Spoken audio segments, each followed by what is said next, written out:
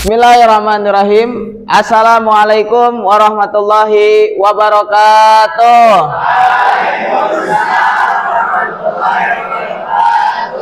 Alhamdulillahirabbil alamin wassalatu wassalamu ala asrofil anbiya mursalin sayyidina wa maulana Muhammadin wa ala alihi washabbihi ajmain. Amma ba'du.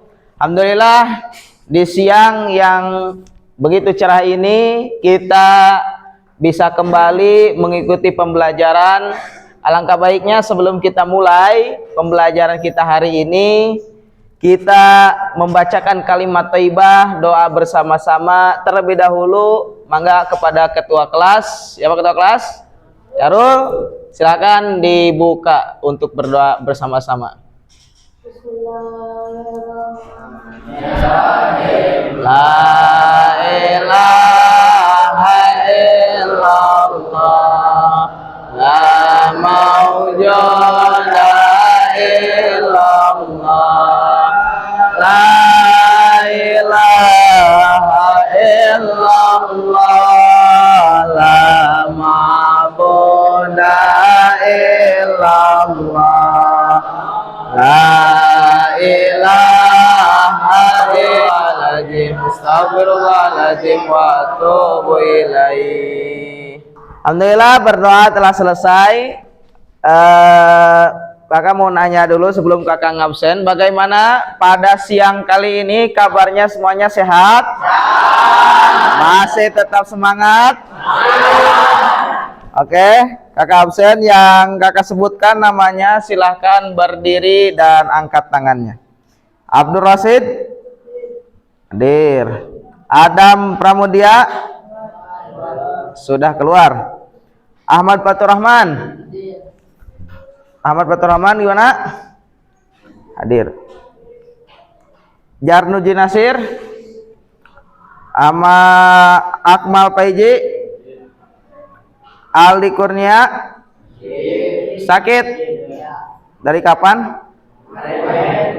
Fajar Ramadan, Gustaf Ramadan, dah yang lain? Ada yang belum disebutkan? Saya sebutkan semuanya ya. Oke, Taib. Hari ini kita akan belajar tentang membangun budaya taat hukum. Apa cenah? Coba Salman tolong dibersihkan dulu papan bornya. Dihapus yang bersih. Membangun budaya taat hukum. Dengerin semuanya. Membangun budaya taat hukum itu bisa kita laksanakan atau bisa kita lakukan, satu, secara individual, secara personal dari diri kita sendiri, dan yang kedua, membangun budaya taat hukum itu bisa kita lakukan secara kelompok, bersama-sama dengan orang banyak. Satu, dengerin.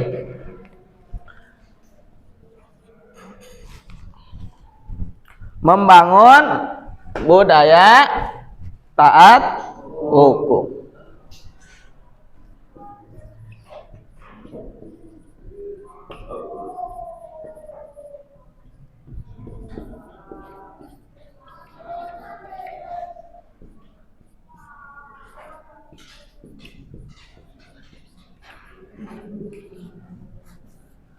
Membangun budaya taat hukum. Lihat, ketika kita akan membangun budaya taat hukum, maka apa yang harus kita lakukan terlebih dahulu? Yang pertama adalah membangun kesadarannya dulu.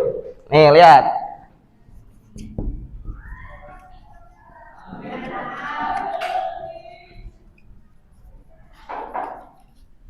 Membangun kesadarannya terlebih dahulu.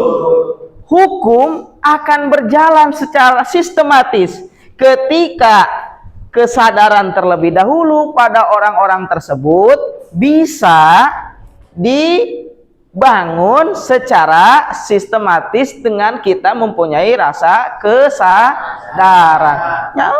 Ya gitulah. Kalau kan kita tidak sadar terhadap budaya akan taat hukum, maka orang tersebut akan banyak melaksanakan atau melakukan kekerasan, pelanggaran hukum. Banyak orang yang akan melanggar tentang hukum-hukum, baik itu hukum negara, hukum di satu tempat, hukum budaya, ataupun hukum yang lain sebagainya. Nah, membangun kesadaran inilah harus kita lakukan, harus kita tumbuhkan ketika pada setiap orang tahu prinsip-prinsip hukum.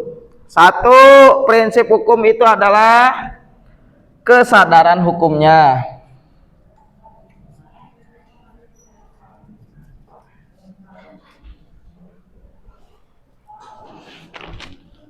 Dua, tujuan hukum dan fungsi.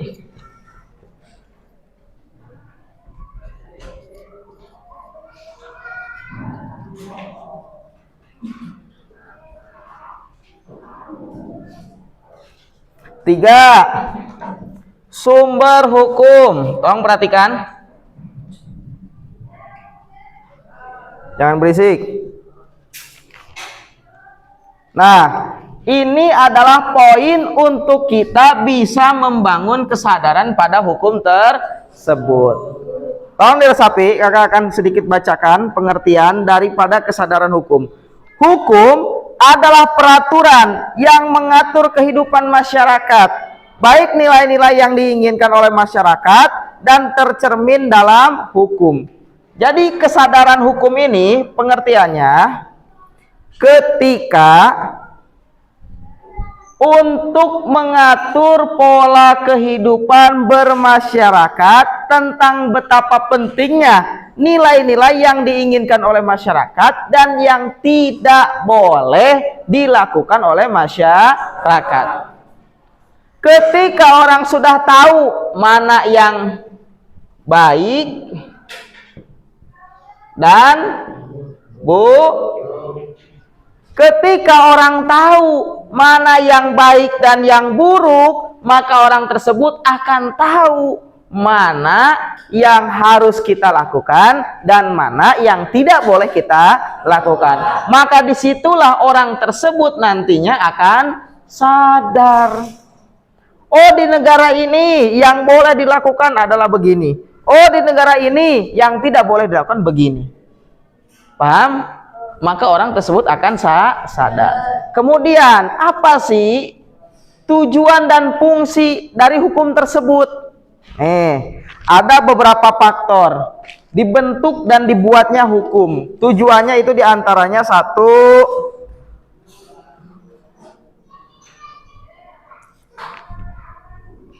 tujuan yang jelas. Satu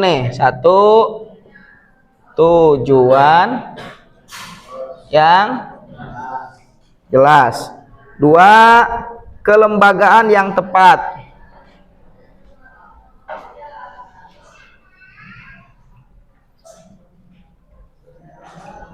Tiga, kesesuaian jenis.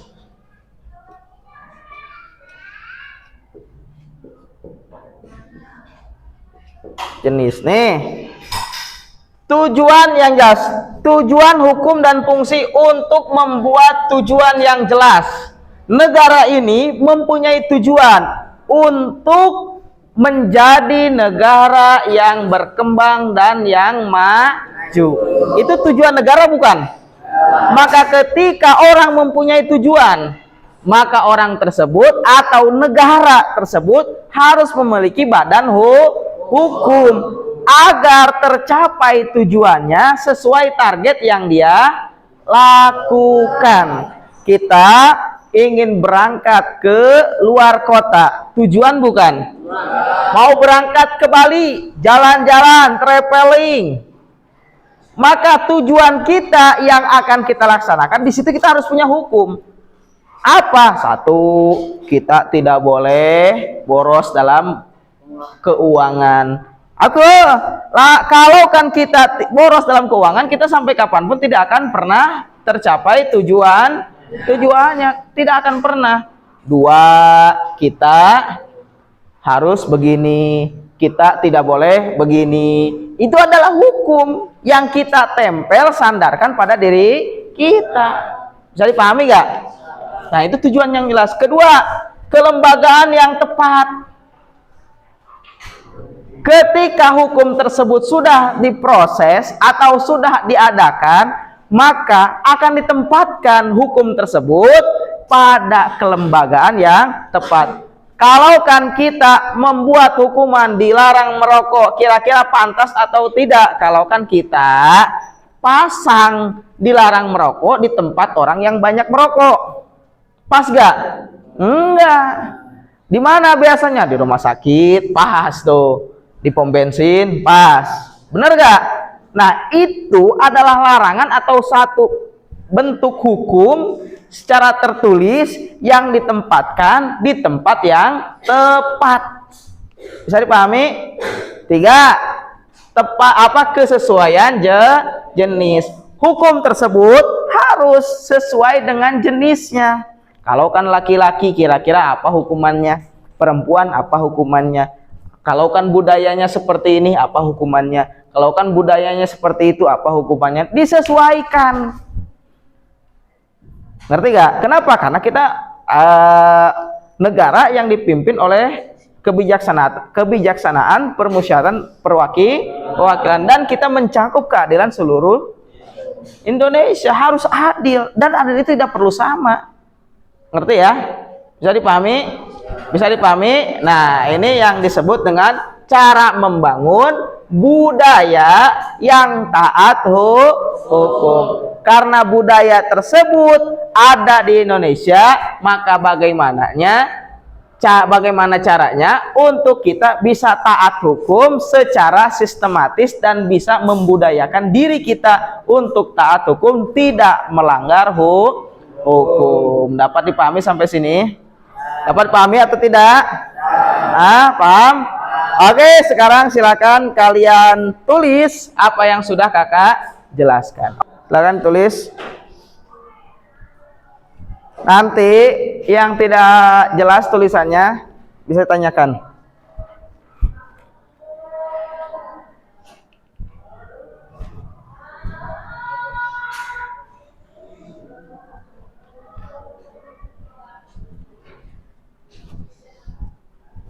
Nah, selesai nulisnya? Selesai? Nah, tolong perhatikan terlebih dahulu. Apa yang tadi kakak jelaskan mengenai tentang materi pembangunan budaya yang taat hukum, ada yang ingin kalian tanyakan terlebih dahulu? Ada yang tanyakan? Ayo. Kalau kan tidak ada yang ditanyakan, berarti kalian paham. Oke? Kalau kan kalian paham, berarti bagian kakak yang nanya ke kalian. Saya pahami? Oke, saya akan nanya. Membangun budaya taat hukum. Samsul, bagaimana cara kita membangun budaya taat hukum? Caranya apa? 1. Membangun kesadaran dalam diri kita terlebih dahulu. 2. Kesadaran hukum. Atau bukan memperbaiki, atau disebutnya itu mempelajari terlebih dahulu atau mengetahui terlebih dahulu tentang hukum tersebut, mana yang baiknya, mana yang buruknya. 3. Dari mana sumber hukum tersebut. Ketika kita sudah tahu sumber hukumnya dari mana, maka insya Allah kita akan tahu apa itu hukum. Nah, disitulah kita akan membangun budaya yang taat hukum dengan sendiri. Paham sampai sini? Paham sampai sini? Oke, gitu ya. Kamu jangan tidur. Perhatiin ke depan. Gitu. Ayo perhatiin semuanya. Jadi membangun budaya taat hukum ini sebetulnya gampang untuk kita lakukan. Yang penting, yang paling terbesarnya itu adalah membangun kesadaran terlebih dahulu. Oke, bisa dipahami ya? Oke, selanjutnya silakan kalian tulis. Kakak akan bacakan, kalian tulis di buku kalian masing-masing. Yang pertama, sumber hukum tersebut bisa diambil satu dari undang-undang, dua bisa diambil dari Pancasila, tiga bisa diambil dari konstitusi negara dan budaya. Bisa dipahami? Bisa dipahami? Oke, silahkan kalian catat baik-baik. Nanti di minggu depan yang selanjutnya, insya Allah akan kakak tanyakan kembali. Dan begitu pula akan ada ulangan mingguan dan ulangan akhir semester. Insya Allah materinya tentang ini semuanya. Jadi tolong dipahami, tolong diingat, dicatat baik-baik. Nanti apa yang sudah kita pelajari ini besok, lusa, dan kedepannya akan kita ulas terlebih dahulu. Sampai sini semuanya paham? Sampai sini semuanya paham? Kalau kan paham, kita tutup pembelajaran hari ini dengan pembacaan Alhamdulillahirabbil alamin. Kurang lebihnya mohon dimaafkan. Assalamualaikum warahmatullahi wabarakatuh.